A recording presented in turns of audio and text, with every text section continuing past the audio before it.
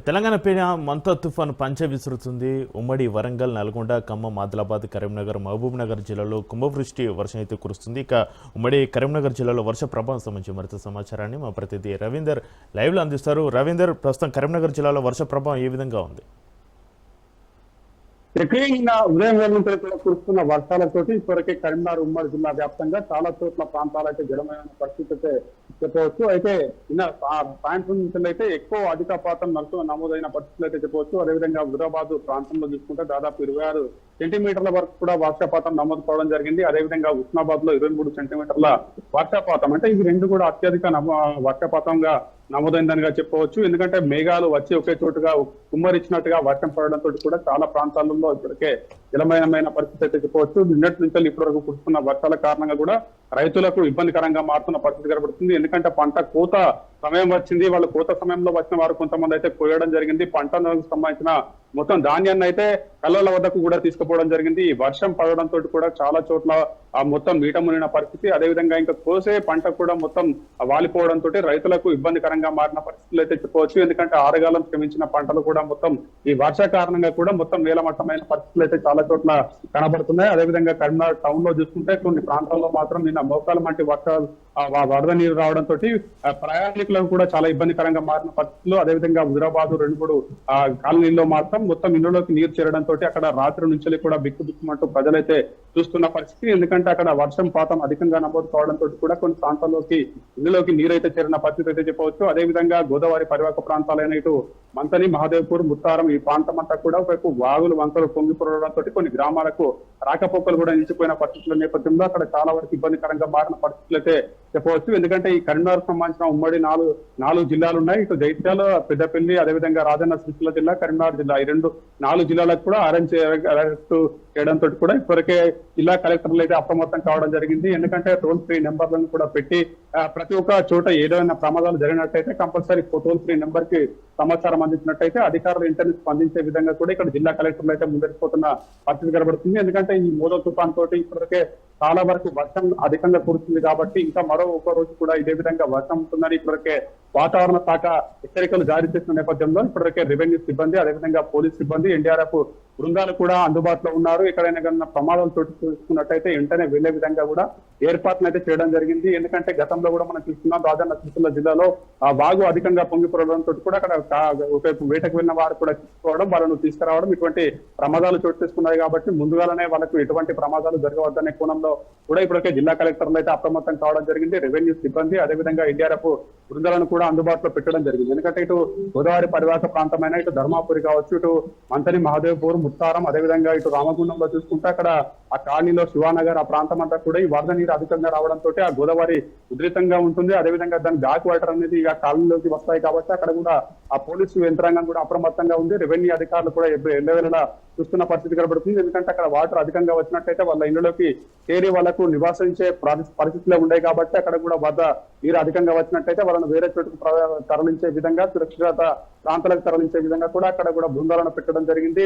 కరీంనగర్ ఉమ్మడి జిల్లా వ్యాప్తంగా చూసుకున్నట్టే చాలా వరకు కొన్ని వాగులు వంకలు పొంగి పొరులుతున్నాయి. ఇప్పటికే అధికారులు ఆదేశాలు జారీ చేయడం జరిగింది. ఎందుకంటే మారుమూల ప్రాంతాలు కావచ్చు, కొన్ని గ్రామాలలో ఇక్కడ వాగులు వంకలు పొంగి పొరులుతున్నాయి కాబట్టి అక్కడ దాటే పరిస్థితి లేకుండా ఉంటుంది. కాబట్టి అక్కడ పోలీసు సిబ్బందిని పెట్టి అక్కడ భారీ గేట్లను కూడా ఏర్పాటు చేసి ప్రజలు ఏ విధంగా బయటకు వెళ్ళవద్దు, ఆ బాగులను బంకులను దాటినట్టయితే కంపల్సరీ ప్రమాదాలు చోటు చేసుకుంటాయి కాబట్టి అక్కడ కూడా హెచ్చరికలు జారీ చేయడం జరిగింది.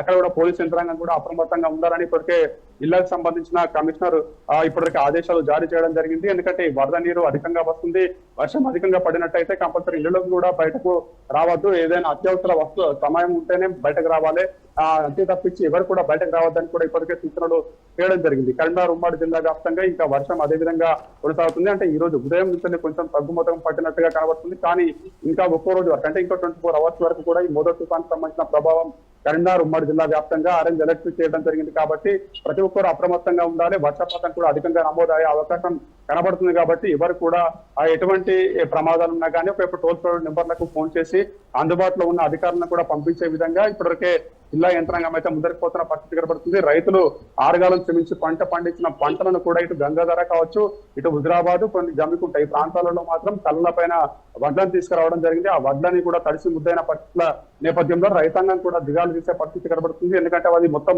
తడిగా అయిపోయింది కాబట్టి దాని తేమ పరిస్థితి కూడా చాలా వరకు ఇబ్బందికరంగా మారుతుంది. రైతులు ధాన్యాన్ని అమ్ముకోవాలన్నా కానీ ఇబ్బందికరంగా మారుతుంది కాబట్టి అధికారులు ఆ పంట నష్టం అంచనా వేసి కూడా వాళ్ళకు న్యాయం చేయాలనే కోణంలో కూడా రైతులు దిగాలు తీసుకున్న పరిస్థితి కనబడుతుంది. అదేవిధంగా కొన్ని ప్రాంతాల్లో మాత్రం ఇప్పటివరకే వరి పంట కూడా మొత్తం వంగిపోయింది. వాళ్ళు కోయలేని పరిస్థితి ఉంటుంది కాబట్టి ఎందుకంటే ఇప్పటికి కొంతమంది ఓసారి ఇంకా కోసే దశకు వచ్చిన టైంలోని వర్షం పడడంతో కూడా రైతాంగానికి కూడా ఇబ్బందికరంగా మారే పరిస్థితులు కనబడుతున్నాయి. కరీంనగర్ ఉమ్మడి జిల్లా వ్యాప్తంగా చూసుకుంటే కొన్ని ప్రాంతాల్లో మాత్రం వాగులు వంకలు పొంగులు పడుతున్నాయి. అదేవిధంగా కొన్ని ప్రాంతాల్లో ఇబ్బందులకరంగా మారిన ప్రాంతాల్లో మాత్రం ఎన్డీఆర్ఎఫ్ బృందాలు అదేవిధంగా జిల్లా యంత్రాంగం రెవెన్యూ అధికారులు మాత్రం అప్రమత్తంగా ఉంటూ ఎప్పటికప్పుడు సూచనలు చేస్తున్న పరిస్థితి అయితే కనబడుతుంది. మరో ఒక రోజు మాత్రం అంటే 24 గంటల వరకు కూడా ఈ వర్షపాతం ఉంటుంది కాబట్టి ప్రజలు మాత్రం అప్రమత్తంగా ఉండాలని ఇప్పటికే వాతావరణ శాఖ అధికారులు అదేవిధంగా జిల్లా యంత్రాంగం పోలీస్ యంత్రాంగం రెవెన్యూ యంత్రాంగం ఎన్డీఆర్ఎఫ్ బృందాలు మాత్రం కరీంనగర్ ఉమ్మడి జిల్లాలో అందుబాటులో ఉన్నాయని ఇప్పటికే అధికారులు సూచనలు చేస్తున్న పరిస్థితి అయితే కనబడుతుందని చెప్పవచ్చు. టెక్నిక్ రవీందర్, వర్ష ప్రభావంతో